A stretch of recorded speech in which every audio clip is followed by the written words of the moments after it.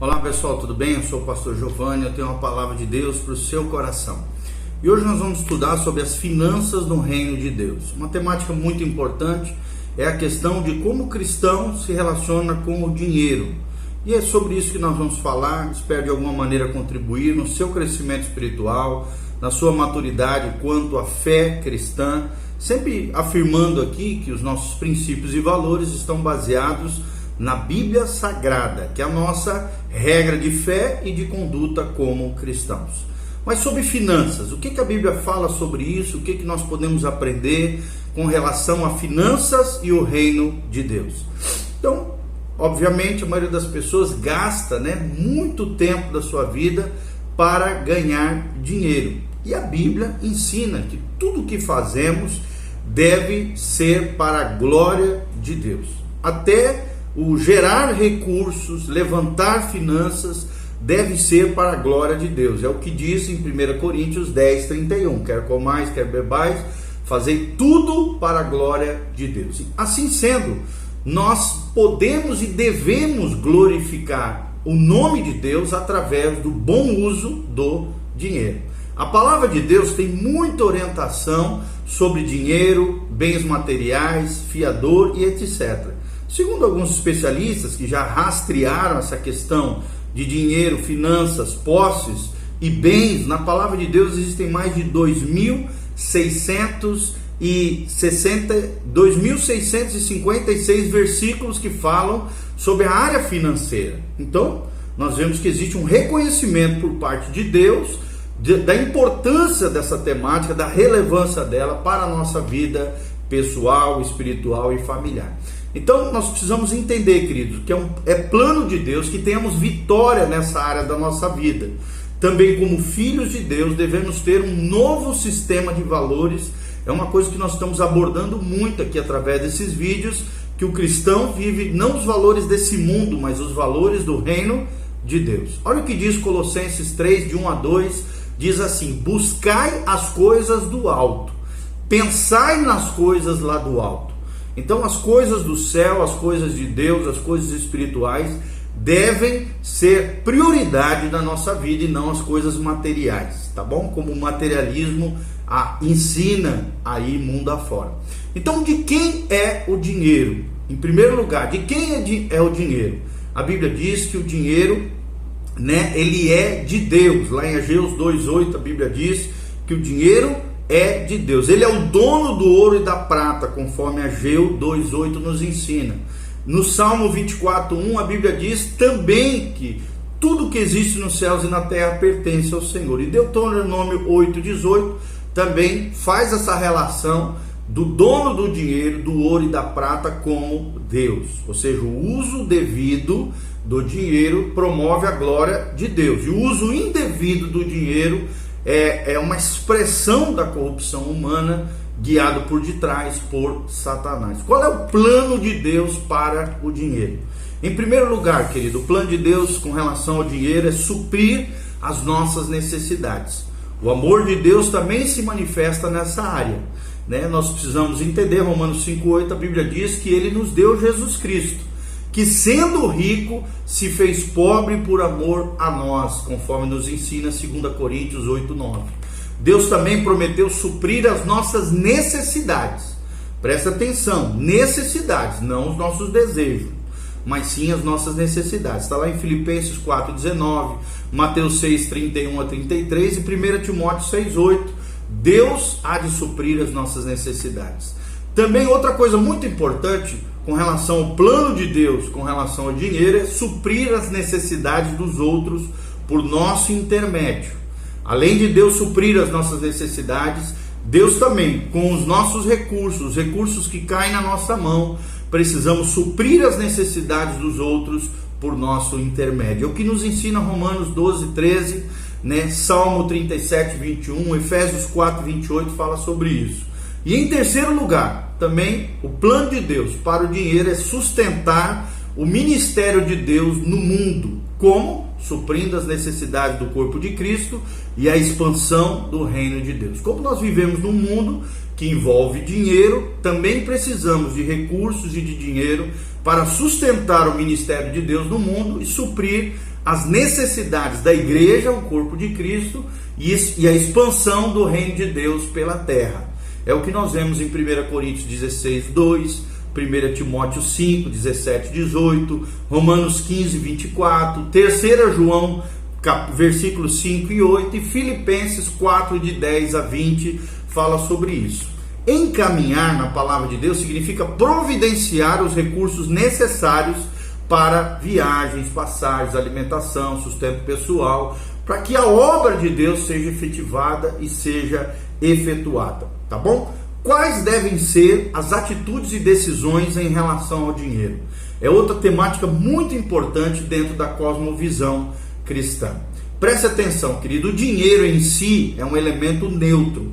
Tudo depende do uso que se faz dele, ou seja, pode ser usado para o bem, como também pode ser, por exemplo, os traficantes de droga, contrabandistas, usam para o mal. É o que a Bíblia fala em 1 Timóteo 6,10. A Bíblia não fala do dinheiro como problema, mas sim do amor ao dinheiro como a raiz de todos os males. Então, o amor ao dinheiro é a raiz de todos os males, e não o dinheiro em si, que é um elemento neutro, conforme Paulo nos ensina em 1 Timóteo 6,10. E a pergunta que eu te faço é: você tem amado o dinheiro? Que lugar o dinheiro tem no seu coração? O primeiro lugar, tomando às vezes até o lugar de Deus. Tem muita gente que idolatra, que o Deus da sua vida é Mamon, o príncipe que rege o dinheiro de origem mundana, que toma o coração das pessoas e tira Deus do primeiro lugar. Mamon é uma potestade que rege as riquezas desse mundo. Então, o amor ao dinheiro vai gerar avareza, vai gerar egoísmo, vai gerar ansiedade, preocupação exacerbada. Tudo isso é a raiz de todos os males. Mas por outro lado existe o plano de Deus, que é suprir as suas necessidades, ajudar os irmãos que necessitam e promover alegria e expansão no reino de Deus através dos dízimos e das ofertas. Então aqui o dinheiro, o amor ao dinheiro, gera todos esses sintomas negativos, e no plano de Deus o dinheiro só é fator positivo e bênção para mim e para você. Então o que é importante nós aplicarmos tudo isso? Então reconheça, amado, que tudo é de Deus. A Bíblia diz: os céus e a terra pertencem ao Senhor e toda a sua plenitude. Tudo, tua vida, tua família, teus recursos, tudo pertence ao Senhor. Nada é nosso, o carro não é nosso, a casa não é nossa, tudo pertence ao Senhor. Diz já uma história, que certa vez Spurgeon foi ministrar em um determinado lugar. Quando ele chegou na sua casa estava pegando fogo, e as pessoas ali estavam desesperadas com aquela situação, e Spurgeon, extremamente seguro, tranquilo, nada desesperado. Aí chegaram para ele e perguntaram: Spurgeon, por que você não está desesperado? Tua casa está pegando fogo. Aí ele falou: a casa não era minha, a casa pertence ao Senhor. Agora é um problema de Deus, não meu. Então, quando você vive nessa perspectiva, reconhecendo que tudo pertence ao Senhor, tudo fica mais leve, o mundo não fica mais pesado, porque nada é nosso, tudo é dele. É claro que ele confia aos nossos cuidados, e nós precisamos ser bons gestores dos recursos confiados a nós, da nossa família, dos nossos filhos, de tudo aquilo que nós recebemos. Somos mordomos, dispenseiros fiéis, mas reconheça que tudo é de Deus. Em segundo lugar, trabalhe e ganhe dinheiro honestamente. Provérbios 6, de 6 a 11, fala sobre isso. Provérbios 10, de 4 a 5. Provérbios 12, 27. 2 Tessalonicenses 3, de 10 a 12, fala sobre nos empenharmos, sermos diligentes, sermos eficazes, sermos produtivos e trabalharmos também para a glória de Deus e para a promoção das riquezas no reino de Deus e sobre os nossos cuidados também. E em terceiro lugar, não entrar em dívidas ou procurar sair delas se você já está embaraçado com dívidas. É o que nos ensina Romanos 13:8. A Bíblia diz: a ninguém deveis coisa alguma, a não ser o amor. Romanos 13:8. E Provérbios 22:7 também nos ensina que o dinheiro pode ser uma espécie de escravidão. Quem toma dinheiro emprestado é escravo de quem empresta. Então tem muita gente escravizada com dívidas ferrenhas, com a vida toda embaraçada. Fuja disso em nome de Jesus. Se você tiver, compre. Se não tiver, abstenha-se da compra, segura a onda e toma cuidado. É claro que não tem problema, casos de financiamento de casa, caso seja necessário, um carro para o seu trabalho, né? Não tem problema, mas evite a todo custo dívida, porque deixa eu te falar, dívida é escravidão. Evite, a dívida escraviza as pessoas, é o que nos ensina também 1 Coríntios 7, de 21 a 23. Algumas coisas que provocam dívidas: quando você compra a crédito, quando você toma dinheiro emprestado para comprar algo, por exemplo, que se desvaloriza facilmente. Toma cuidado, querido, com roupas, né? Às vezes férias fora do propósito, exagerada, né? Às vezes a gente vê muito brasileiro nos Estados Unidos, chegando lá, torra tudo, passa o cartão, volta cheio de dívida. Toma cuidado com o cartão de crédito, toma cuidado com o cheque especial. É uma maneira fácil de comprar com um dinheiro que você não tem. Toma cuidado com isso, né? Ou então ficar olhando para a vida do outro, entrando em competição com outras pessoas, querendo a vida que o outro tem, olhando por lado. A Bíblia diz que quem usa de comparação é falto em entendimento. Viva a sua vida dentro da sua condição, não queira a vida do outro, não queira ser mais que o outro, não queira parecer para o outro. Viva a sua vida cuidando da sua casa, da sua família. Entenda isso, querido. Ou então outras coisas que provocam dívidas é não zelar, não cuidar das suas coisas, quebrar as suas coisas, não zelar pelas suas coisas. Também não economizar é um problema, acaba te levando em dívidas. Comprar coisas, né, no momento, na emoção, no impulso. Tem muita gente que cai nesses embaraços. Não caia nisso. De preferência, demore mais dias para fazer uma compra. Faça uma boa pesquisa de preço, né? Veja em pelo menos 3 lugares e resista, né, aos apelos comerciais fortes, às artimanhas dos vendedores. Toma cuidado, querido, pensa bem, racionaliza se realmente você precisa, é uma necessidade ou então é apenas um impulso, uma decisão compulsória. Toma cuidado com isso, é o que nos ensina Provérbios 11:14 e Provérbios 24:6. Tome conselho com pessoas especialistas naquela área antes de tomar uma decisão muito importante na área financeira. Em quarto lugar, querido, não coloque o seu coração no dinheiro, nem nas coisas materiais. É o que nos ensina Provérbios 23, de 4 a 5, Mateus 6, de 19 a 21, Hebreus 13, de 5 a 6 e 1 Timóteo 6, de 6 a 10. Outra coisa, o quinto princípio, não viva ansioso, agoniado, preocupado. A Bíblia diz que nós temos que apresentar todas as nossas petições em oração diante do Senhor, porque Deus vai cuidar de nós. Somos mais do que vencedores em Cristo Jesus, é o que nos ensina Filipenses 4, de 6 a 7. Ore, aprenda a esperar em Deus, no modo de Deus, no tempo de Deus. Não viva ansioso ou preocupado. O sexto princípio, não seja avarento. Avarento é aquele que ama o dinheiro, é aquele que coloca o dinheiro em primeiro lugar, antes que as pessoas, antes das coisas eternas. O avarento é aquele que tem amor ao dinheiro, né? Que troca relacionamentos, amizades por dinheiro. O dinheiro está em primeiro plano na vida dele. O dinheiro é o Deus da vida dele. O avarento pensa assim. Então tome cuidado com isso, é o que nos ensina Eclesiastes 5:10, Colossenses 3:5 e Lucas 12:15. Também planeje os seus gastos, é o que nos ensina Provérbios 16:9. Faça uma análise da sua situação financeira, anote todos os seus gastos, aliste, né, as necessidades em ordem de importância, faça um orçamento em ordem de prioridade, pare com gastos desnecessários. Se for o caso, pare de competir, como eu já falei, com os vizinhos, com os familiares, com outras pessoas. Coloque o seu propósito diante do Senhor em oração, conforme o Salmo 37:4, e economize, querido. O oitavo princípio que nós aprendemos é economize. Aprenda a viver dentro de um orçamento, isto é, aprenda a viver com aquilo que Deus lhe tem dado. É o que nos ensina Filipenses 4, de 10 a 13. Pare com gastos desnecessários, é o que nos ensina Provérbios 18:9 e Provérbios 21:20. E nono lugar, seja sensível às necessidades dos outros.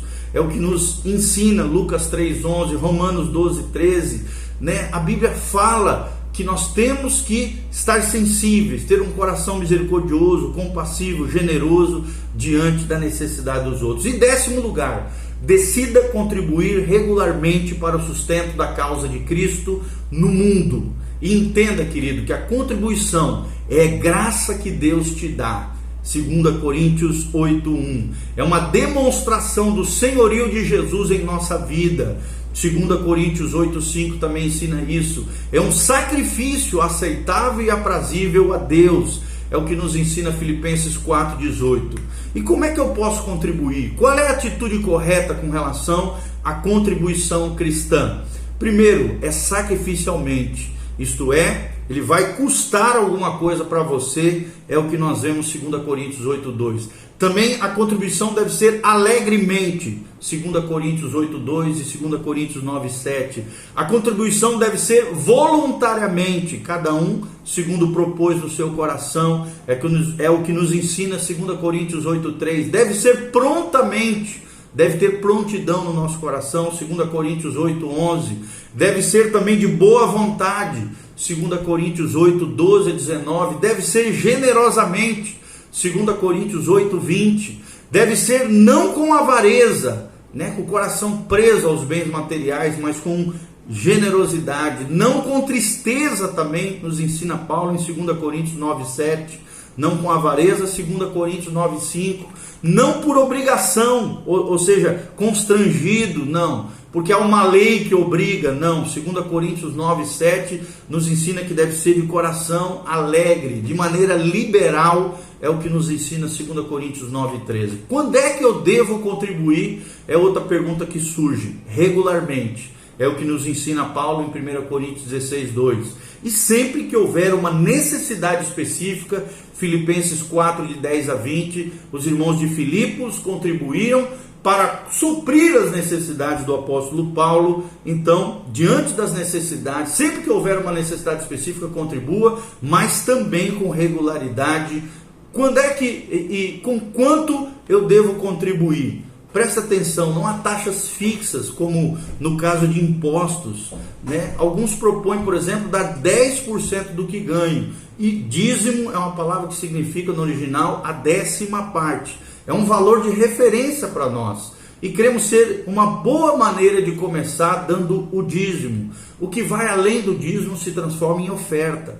Ou seja, comece com 10, vá aumentando para 11, 12, 20. Seria tremendo. Eu conheço pessoas que dão bem mais que o dízimo. Tem gente que dá até 90%, como por exemplo o dono da Colgate. Dizem, eu já ouvi histórias de que ele dá 90% do seu rendimento para a obra missionária, para o trabalho do reino de Deus. É um dizimista fiel, por isso que Deus abençoa tanto essa empresa Colgate Palmolive. Ou outros dão tudo que tem, conforme alguns exemplos, Barnabé, a viúva pobre. Nós vemos Barnabé em Atos 4, a viúva pobre lá em Marcos 12:41, também é uma expressão maravilhosa de que Deus é o nosso rei, mas fica a critério de cada um, movido pelo Espírito Santo, sem constrangimento, mas com alegria no coração. O ensino do Novo Testamento é que toda a nossa vida, bens e dinheiro, pertence ao Senhor Jesus. Ele nos comprou totalmente com o seu sangue, portanto tudo é dele, para a glória dele, louvemos ao Senhor. Quanto você quer investir com Deus? É a pergunta que eu deixo aqui nesse vídeo para você. Leia 2 Coríntios 9, de 6 a 7, você vai entender isso que nós estamos falando. Então estabeleça diante de Deus o quanto você quer dar e invista para ter também um fundo de reserva para as suas emergências. Além de termos um coração generoso com relação a dízimos e ofertas, também precisamos ter, poupando, economizando, um fundo de reserva para emergências. É o que nós aprendemos em Mateus 25, 14 a 30 e Lucas 19, de 11 a 26.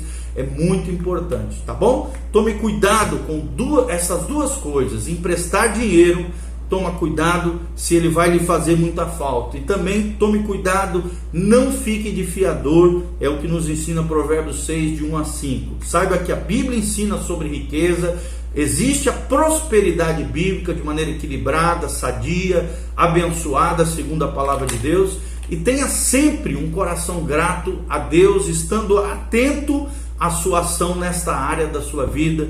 É o que nós aprendemos em Filipenses 2,14, 1 Coríntios 10,31, 1 Tessalonicenses 5,18. Então, uma conclusão de tudo isso: qual é a sua situação financeira agora?